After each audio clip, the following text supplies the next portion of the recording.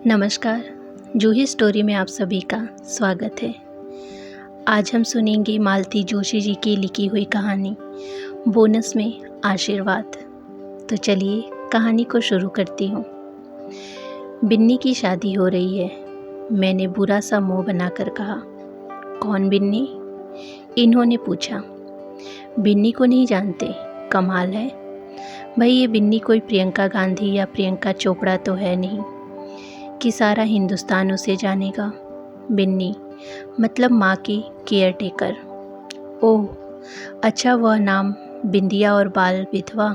छी, इतनी घटिया बात आप कैसे कर सकते हैं?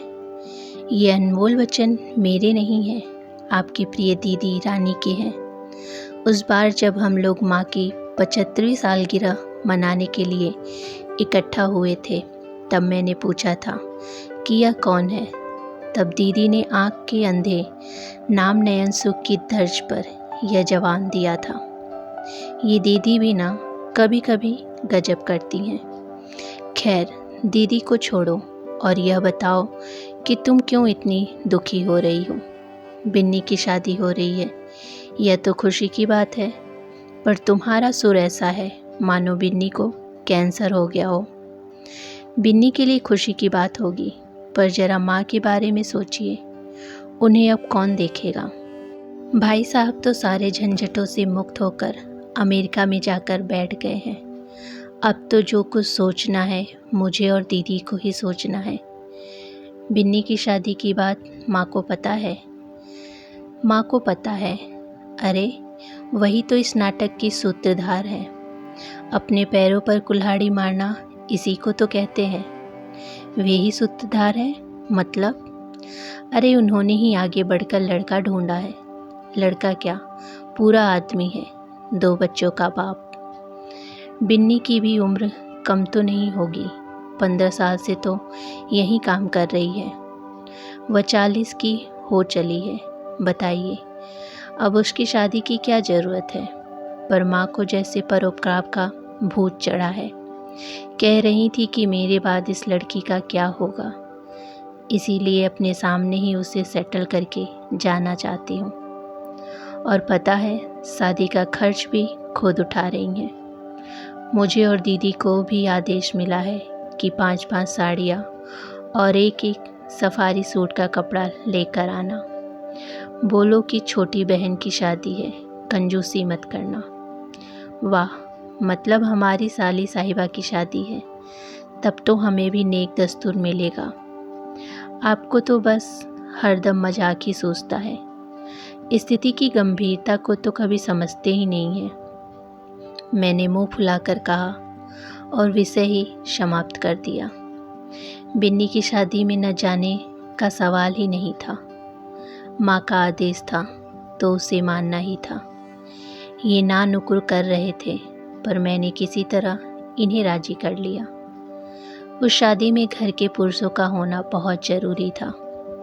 इसीलिए दीदी से भी कहा कि अकेले ना आए, जीजा जी को साथ जरूर लेकर आए। मुझे पता चला था, मतलब माँ ने ही बताया था कि बिन्नी के भाइयों को यह शादी मंजूर नहीं थी। वे दोनों लड़ने आ गए। वे बोले कि आप ये क्या अधर्म कर रही हैं, ब्राह्मणों की कन्याओं पर दोबारा हल्दी नहीं चढ़ती। पर माँ ने उन लोगों को डांट टपक कर भगा दिया था। पुलिस का डर भी दिखाया था, पर शादी में दल बांध कर आ गए तो बीच मंडप में हंगामा खड़ा कर दिया तो बिन्नी के भाई लोग माँ से वैसे भी खार खाए हुए थे। जब बिन्नी नई नई काम पर लगी थी, हर दूसरे तीसरे महीने पैसों के लिए आकर खड़े हो जाते थे। माँ उन्हें घुड़क देती थी, उसका पैसा मैं बैंक में जमा कर रही हूँ, यहाँ तो उसे ज़रूरत नहीं है। मेरे यहाँ खाती है, सोती है, मेरा दिया कपड़ा पहनती है। जिस दिन मैं नहीं रहूँगी, यह पैसा उसके काम आएगा। माँ के सामने दाल नहीं गलती तो वे लोग अपनी बूढ़ी माँ को भेज देते थे। वह रोती झींकती आती और बिन्नी से 100-50 झटक ले जाती। माँ की पुरानी महाजिन जब बूढ़ी हो गई तो अपनी इस भांजी को माँ के पास ले आई थी। बोली दुखियारी है बेचारी, बचपन में ही सुहाग छिन गया। भाइयों ने न पढ़ाया न लिखाया, उन्हें तो मुफ्त में नौकरानी मिल गई। बेचारी भाभीयों की जचकी करते करते ही बूढ़ी हो जाएगी। उन लोगों से लड़ झगड़ कर अपनी बहन को समझा बुझाकर आपके पास ले आई हूँ। आप ही इसका कल्याण कर सकती हैं। एकदम गऊ है, आपकी सेवा करेगी और आपके चरणों में ही पड़ी रहेगी। माँ ने तो जैसे उसके कल्याण का बीड़ा ही उठा लिया। ट्यूटर लगवाकर उसे पढ़ाया। पहले 5वीं, फिर 8वीं, फिर 10वीं का बोर्ड दिलवाया। सिलाई क्लास भी भेजती रही। अपनी सिलाई मशीन उसके हवाले कर दी कि गली मोहल्ले के बच्चों के कपड़े सिलती रहे। अपने पास बिठाकर कढ़ाई बुनाई सिखाई। अब वह पास पड़ोस वालों के स्वेटर बुनकर 25-50 कमा भी लेती है। जिस दिन उसकी 10वीं का रिजल्ट आया उस दिन माँ बहुत खुश थी। बोली, चल अब तू किसी स्कूल में चपरासी तो बन सकेगी, नहीं तो मेरी बात बेचारी एकदम सड़क पर ही आ जाती। मेरी बात आजकल उनका तकिया कलाम हो गया था। इसी के चलते उन्होंने बिन्नी की शादी का बीड़ा उठाया था। 10 जगह बात करके उसके लायक एक वर ढूंढ निकाला और अब कन्यादान करने को आतुर है। मैंने एक बार कहा भी, माँ तुमने हमारी इतनी चिंता कभी नहीं की जितनी बिन्नी की करती हो। बोली, तुम्हारे पिताजी तुम्हें ऐसे हाथों में सौंप गए हैं कि चिंता पास भी नहीं फटकेगी। इस बेचारी का कौन है। फिर वही बात, कभी कभी तो बिन्नी से ईर्ष्या होने लगती है। घर दूर से ही एकदम शादी का घर लग रहा था।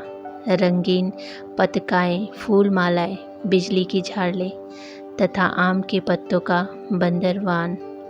हल्दी कुमकुम के छाप देखकर मन प्रसन्न हो गया।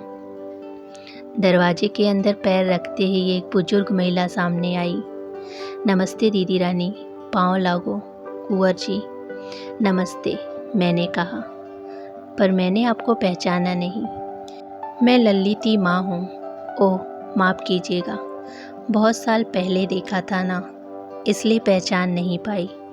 शादी में आई होंगी ना आप, स्वागत है। वह मेरा बैग लेने लगी तो मैंने उसे मना कर दिया। पहिए हैं इसमें, खींच कर ले जाऊंगी। दरअसल उनकी हालत ऐसी थी कि वे पहिए वाला बैग भी खींचकर न ले जा पाती। बहुत ही दुर्बल हो चुकी थी। बाल सन से सफ़ेद हो गए थे, तभी तो पहचान नहीं पाई। तब तक मेरी आवाज़ सुनकर दीदी बाहर निकल आई। अरे आप लोग कब आए? बस अभी 2 घंटे पहले ही पहुँचे हैं। फिर कमरे में जाते जाते दीदी ने पूछा, स्वागत किसका कर रही थी? बिन्नी की माँ का।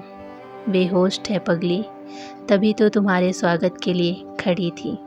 मतलब अब ये यहीं रहेंगी। बेटों ने कह दिया है कि बिन्नी की शादी में जा रही हो तो अब वहीं रहना, घर लौटने की ज़रूरत नहीं है। और हमारी करुणा निधान माता राम ने तुरंत उन्हें अपनी शरण में ले लिया। हम लोगों को चिंता हो रही थी ना कि बिन्नी चली जाएगी तो माँ का क्या होगा। अब वो समस्या हल हो गई। हालत देखी है उनकी, ये काम क्या करेंगी। काम करने के लिए तो लोग हैं ना दीदी, बर्तन कपड़ों के लिए दुलारी भाभी हैं, साफ़ सफाई और बाजार हाट के लिए बिरजू भैया है, और माँ कह रही थी कि रसोई के लिए भी किसी को रख लेंगी।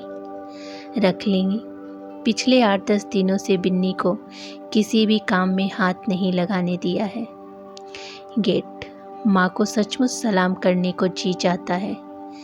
जो भी करती हैं पूरे मन से करती हैं, या कहो कि जो करती हैं अपने मन का करती हैं, किसी से पूछने ताछने की ज़रूरत ही नहीं समझती। अब इन देवी जी को रख लिया है जो एक पाँव कब्र में लटका कर बैठी हैं। कल को मरमुरा गई तो इनके बेटे आकर हंगामा कर देंगे। शुभ शुभ बोल दीदी, शादी का घर है। मेरे कहने पर दीदी चुप हो गई, पर चेहरे से लग रहा था कि उनकी भड़ास पूरी तरह निकल नहीं पाई है। माँ बहुत खुश हुई। उनकी दोनों बेटियां और दामाद समय से पहुंच गए। उनके आदेशानुसार हम लोग 6 साड़ियाँ और सूट पीस भी लाए थे। मैं अपनी ओर से एक अमेरिकन डायमंड का हल्का सा सेट भी ले आई थी, पर दीदी का मुंह देखकर उस समय निकाला नहीं। सोचा कि माँ को बाद में चुपके से दे दूंगी। बिन्नी मिली तो लिपट ही गई, खूब रोई। मुझे भी रोना आ गया। आखिर इतने दिनों का साथ था। हर साल जब मैं 10-15 दिनों के लिए माँ के पास आती तो वह मेरी इतनी खातिरदारी करती, बच्चों को इतना लाड करती। उनका चेहरा एकदम निखर आया था। उम्र से 10 साल छोटी लग रही थी। शादी की खुशी लड़कियों के चेहरे पर नूर ले आती है। फिर बिन्नी के लिए तो शादी का मतलब था एक प्रत्याशित सपनों का सच होना। आर्य समाज मंदिर में बिन्नी की शादी खूब धूमधाम से संपन्न हुई। करीब आधा कस्बा निमंत्रित था। सबने माँ की खूब जय जयकार की और ये भी बोले कि तुम्हारी माँ को पीआर बहुत तगड़ा है। मैंने कहा उसी के बल पर तो उन्होंने अकेले इतने दिन काटे हैं। बारात में कुल जमा 5 लोग थे। दूल्हे की माँ, दूल्हे के भाभी भाई और दोनों बच्चे। खूब खातिरदारी की गई। कपड़े और भेंट में वस्तुओं से उन्हें लाद दिया गया। दूल्हे की माँ गदगद थी। कृतज्ञ भाव से बोली, बहन जी, आपने मेरा मरना आसान कर दिया, नहीं तो इन बच्चों की चिंता के मारे मैं हलकान थी। विदाई के समय बिन्नी खूब रोई। इतना तो शायद हम दोनों भी अपनी शादी में नहीं रोई थी। और माँ जितना बिन्नी के लिए रोई, हमारे लिए नहीं रोई थी। जैसा कि बेटी की विदाई के बाद होता है, घर एकदम सूना हो गया था। बिन्नी अपने 15 साल के अस्तित्व की छाप के हर कोने में छोड़ गई थी।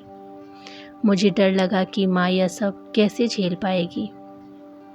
मैंने 2-4 दिन रुकना चाहा तो माँ ने साफ मना कर दिया। बोली, तुम बच्चों को नौकरों के भरोसे छोड़ कर आई हो। यह मुझे जरा भी अच्छा नहीं लगा। जमाना कितना खराब है, जानती हो माँ, वे सब मेरे पुराने लोग हैं। गंगाराम बरसों से हमारे यहाँ ही काम कर रहा है और गायत्री, उसी ने एक तरह से उन दोनों को पाला है। फिर भी तुम अब लौट जाओ। मेरे अकेलेपन की चिंता मत करना, मुझे तो अब इसकी आदत हो गई है। अगर मैं कहूँ कुछ दिन चलकर मेरे पास रहो तो तुम मानोगी नहीं। इस मामले में खांसी तकियानुसी हो। वे सिर्फ हंस कर रह गईं। रात को सोने से पहले माँ ने हम चारों को कमरे में बुलाया और सामने बिठाकर नेक दस्तूर दिया। दामादों को चांदी के गिलास, हम दोनों को साड़ियाँ और बच्चों को लिफाफे। इन्होंने घर पर मजाक किया था, पर माँ ने सचमुच परंपरा का निर्वाह किया। यह सब करने के बाद माँ ने पूछा, अब एक बात बताओ, इस घर के बारे में तुम्हारा क्या ख्याल है? मतलब घर में कितना इंटरेस्ट है? क्यों, बिन्नी के नाम करना है? दीदी तपाक से बोली। माँ ने उन्हें घूर कर देखा, फिर शांति से बोली, बिन्नी को जो देना था मैं दे चुकी हूँ। अब कुछ देना पावक बाकी नहीं है। कभी 30 त्योहार पर आएगी तो साड़ी चूड़ी कर दूंगी बस। फिर क्यों पूछ रही हो? इसलिए कि घर को रखना चाहोगी तो नीचे ऊपर दोनों हिस्से करके तुम्हारे नाम कर दूंगी। और भैया? मैंने पूछा। उसने कह दिया है कि मुझे कोई इंटरेस्ट नहीं, मैं हिंदुस्तान वापस नहीं आऊँगा। आया भी तो किसी शहर में ही रहूँगा। तो अब तुम्हें लोग तो तय करना है। ऊपर तो किराएदार है ना? मैंने कहा। मैं तो तुम्हें कौन सा यहाँ रहना है, किराया लेती रहना। वाह, क्या किराया है? दीदी ने व्यंग्य किया। बेटा, तुम शहर से तुलना मत करो, यहाँ इससे ज़्यादा कोई नहीं देता। फिर इतने से किराए के लिए घर को क्यों बर्बाद कर रही हो? जरा भी प्राइवेसी नहीं है। दिन भर बच्चों को चिलपची मची रहती है, सो अलग। बेटा, यह घर किराएदारों के हिसाब से बना ही नहीं था। सोचा था कि सब लोग इकट्ठा होंगे तो इतना बड़ा घर तो चाहिए ना, पर सब लोग इकट्ठा कितनी बार आए। एक तुम्हारे बाबूजी की 13वीं पर, दूसरी बार ऐसी 75वीं सालगिरह पर, अब शायद मेरी। प्लीज़ माँ। मैंने माँ को टोक दिया तो वे चुप हो गई। फिर दीदी को बोली, सरिका, इस उम्र में प्राइवेसी की नहीं, कंपनी की ज़रूरत होती है। वक्त ज़रूरत पर आवाज़ देने के लिए कोई पास में है, यह एहसास बड़ा सुकून देता है। रही बच्चों की चिल्ला चिल्ली फूकी बात, तो मैं तो इसके लिए तरस गई हूँ। नाती पोतों की किलकारियाँ सुने अरसा हो गया। पहले छुट्टियों में बच्चे नानी के घर आते थे, अब शायद वह रिवाज ही खत्म हो गया। अब छुट्टियाँ होती ही कहीं कहाँ है। माँ, मैंने कहा, मार्च में स्कूल वाले परीक्षा लेकर रिजल्ट निकाल देते हैं, फिर अप्रैल में नए सेशन शुरू हो जाते हैं। छुट्टियों के लिए ढेर सारे होमवर्क दे देते हैं। बच्चे भी परेशान होते हैं और माँ बाप भी। ऊपर से ये हॉबी क्लासेस अलग चल गई है। छुट्टियाँ कब शुरू हुई कब ख़त्म हुई पता ही नहीं चलता। और यहाँ आकर बच्चे करेंगे भी क्या? दीदी बोली, छोटे थे तब भी बोर होते थे, अब तो सवाल ही नहीं उठता। माँ, तुम्हारा दूसरा ऑप्शन क्या है? मैंने दीदी की बातों से माँ का ध्यान हटाने के लिए कहा। दूसरा ऑप्शन यह है कि घर को बेच देते हैं, पैसा तुम दोनों बांट लेना। और भैया, उसने कह दिया है कि जो देना है सरिका राधिका को दे दो, मुझे कुछ नहीं चाहिए। और घर बिक जाएगा तो तुम कहाँ रहोगी? अभी थोड़ी ही, मेरे मरने के बाद। हाँ, एक बात है। क्या? ये बिन्नी की माँ अगर मेरे बाद भी बनी रही तो उसे एक कोने दे देना, पड़ी रहेगी। दोनों 150 भेजती रहना, उसकी ज़िंदगी कट जाएगी। मेरी समझ में नहीं आता कि यह बला तुमने आखिर क्यों पाल ली है। दीदी के स्वर में खासा रोष था। बेटा, एकाकी बुढ़ापे क्या होता है, इसे मैं बहुत अच्छी तरह से जानती हूँ।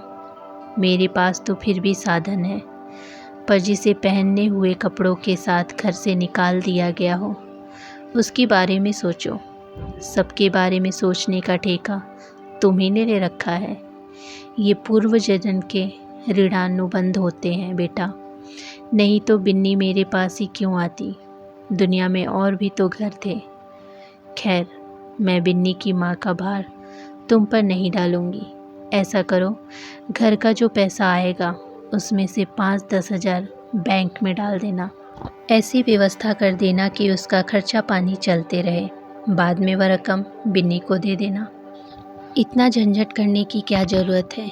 वे 5-10 हज़ार उनके बेटे को दे देना। रुपए के लालच में वे माँ को रख लेंगे। जो बेटे माँ को घर से बेदखल कर सकते हैं, उनका कोई भरोसा है क्या?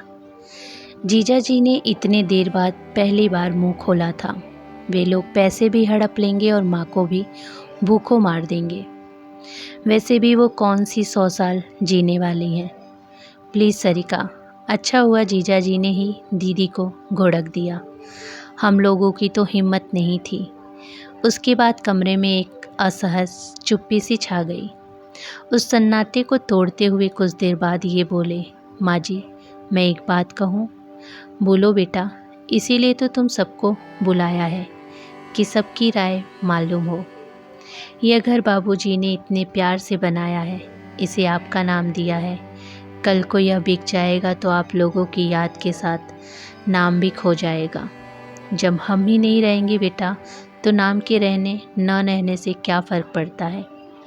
लोग तो चल जाते हैं माँ जी, पर उनका नाम रह जाता है। हर व्यक्ति यह कोशिश करता है कि उसके बाद भी उसका नाम बना रहे।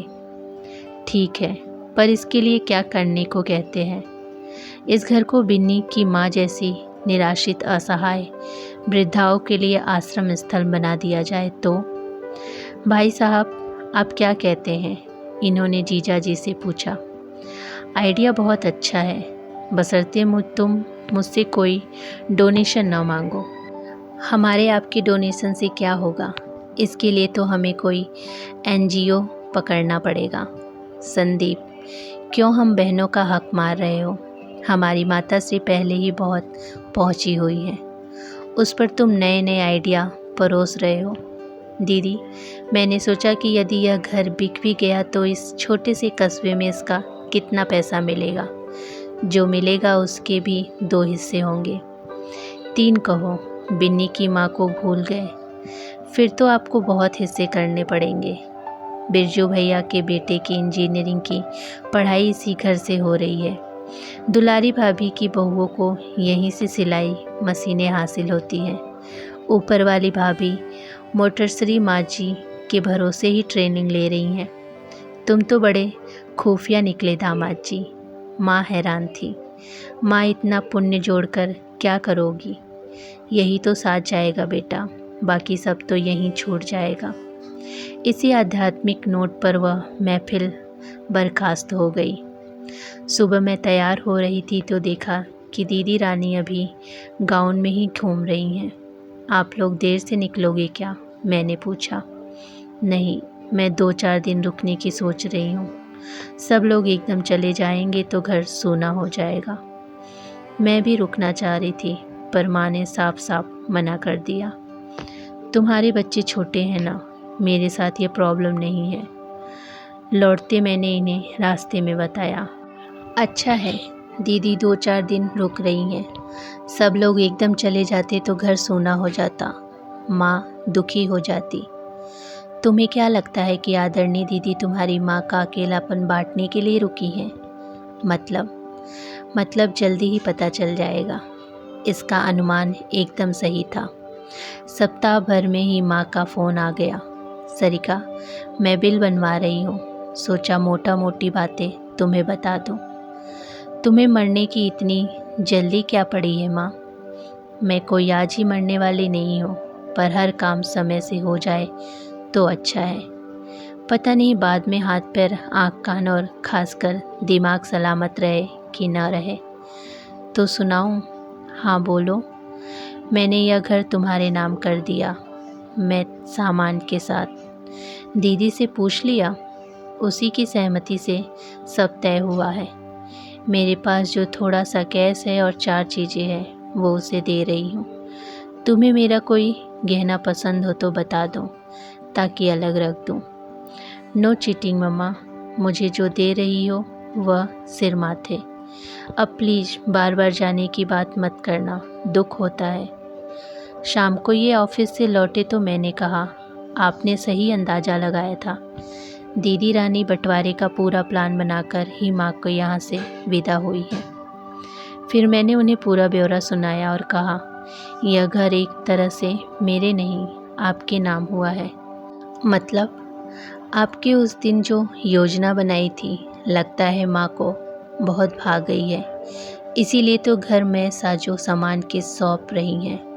इसका मतलब समझ रहे हैं आप? 60 साल की जमाई गृहस्थी, बर्तन क्रॉकरी, पलंग बिस्तर, अलमारी, फर्नीचर, लाइट, कूलर, पंखे आदि आपको कुछ खरीदना नहीं पड़ेगा। माँ के ढेर सारे कपड़े भी हैं। मतलब आश्रम की मूलभूत ज़रूरत पूरी हो गई है। आगे का काम आप देखिए। वे थोड़ी देर चुप रहे, फिर गंभीर स्वर में बोले, राधिका, तुम्हें ऐसा तो नहीं लग रहा कि तुम ठगा गई हो? मतलब तुम्हारे हिस्से तो कुछ नहीं आया, ऐसा क्यों सोच रहे हैं? क्या सचमुच खुश हो? देखिए, खुशी की परिभाषा सबकी एक सी नहीं होती। उस घर में माँ बाबूजी की इतनी यादें हैं कि उसके बिकने की कल्पना मात्र से ही मैं दुखी हो गई थी। अब लग रहा है कि माँ बाबूजी हमेशा मेरे साथ रहेंगे। उनका आशीर्वाद हमेशा मुझे मिलता रहेगा और बोनस में उन लोगों के आशीर्वाद भी मिलेंगे जो उस सुमन वाटिका में आकर रहेंगे। वह कल्पना ही इतनी सुंदर थी कि मुझे रोमांच हो आया। तो दोस्तों, ये थी छोटी सी कहानी मालती जोशी जी द्वारा लिखी हुई बोनस में आशीर्वाद। उम्मीद करती हूँ कि मेरे द्वारा बोली हुई कहानी आप सभी को पसंद आए। कहानी पसंद आए तो वीडियो को लाइक, शेयर और चैनल को सब्सक्राइब जरूर कीजिएगा। धन्यवाद।